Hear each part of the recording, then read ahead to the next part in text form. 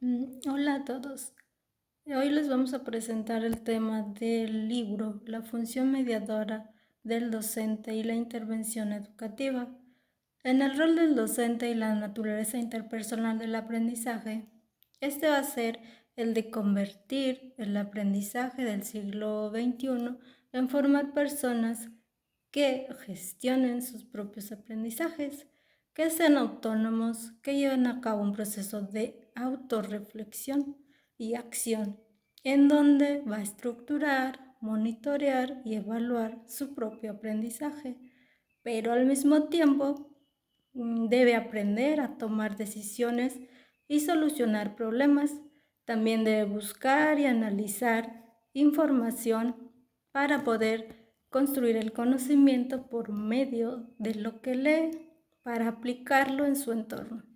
Así, en el aprendizaje estaría ocurriendo lo que es el de transformar lo que se sabe.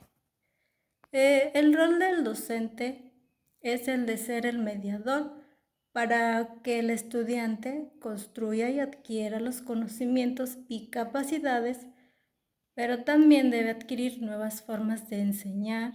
Se debe utilizar estrategias didácticas que ayuden a los estudiantes en adquirir habilidades cognitivas. Asimismo, la práctica docente va a depender mucho de su trayectoria de vida del profesor, así como el contexto en el que se desarrolla su labor. Los conocimientos teóricos acerca del aprendizaje, dominar los contenidos o materiales que imparte y el conocimiento práctico que posee en la enseñanza.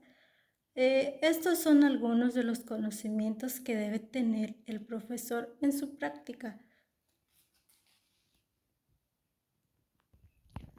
Pero no hay que olvidar que la función quizás el más importante del docente es el de orientar y guiar a sus alumnos, y por ende no existe un método único para promover el aprendizaje sin antes conocer el contexto y características de su grupo, considerando lo siguiente que serían las características, las carencias y conocimientos previos de los alumnos.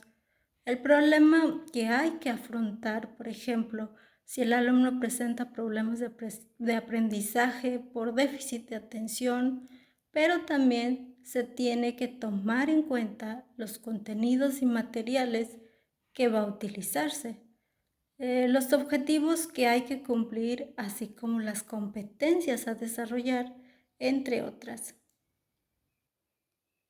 Entonces, podemos decir que la enseñanza del profesor constructivista debe abarcar desde lo conceptual, reflexivo y lo práctico. Bien, en la representación y el pensamiento didáctico del profesor, su influencia en el aprendizaje, este es otro punto, podemos argumentar sobre lo que nos plantea Sancho 1990.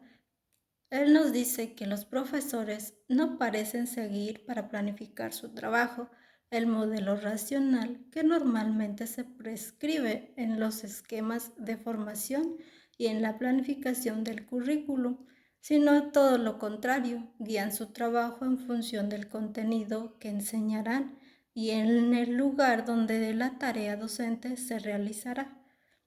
Es prácticamente una docencia en la que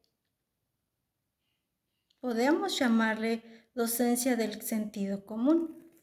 Claro que no podemos afirmar que no existan docentes así, pero existen algunos que son todo lo opuesto porque tienen esa vocación de guiar y acompañar al alumno en su proceso de aprendizaje y cumplen las expectativas de ser excelentes docentes.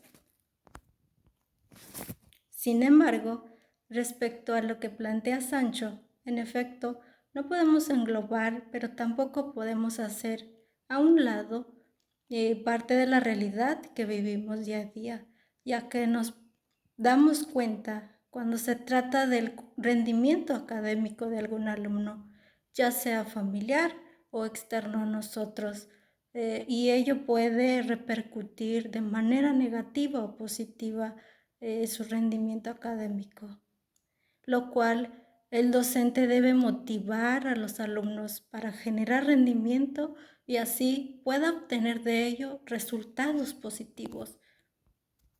Y otro punto es la formación del docente como profesional autónomo y reflexivo. Tiene que ser constante en la práctica reflexiva y debe abarcar desde los medios, sistemas, teorías generales y por supuesto el rol. El diálogo aquí es muy importante, ya que debe de ser entre el alumno y el docente, docente-alumno. Por ejemplo, mensajes del docente tienen que ser de manera verbal para que posteriormente será ejecutada, y como ya lo habíamos mencionado, la formación del docente abarca desde lo conceptual, perdón, reflexivo y práctico. El docente, ante el discurso de las competencias, para que el docente llegue a construir estas competencias, necesita crear situaciones didácticas que los alumnos puedan enfrentar y así puedan resolver sus tareas. En la enseñanza por competencias se puede partir desde el identificar y analizar las situaciones sociales a las que se deben desafiar. Bien, en los objetivos las actividades deben ser colocados de acuerdo al contexto real del alumno. Asimismo, para crear situaciones didácticas, las competencias se van adquiriendo en la práctica docente, en los intereses y dinámicas en el que se interactúa con la comunidad al que pertenece dicho docente. Gracias.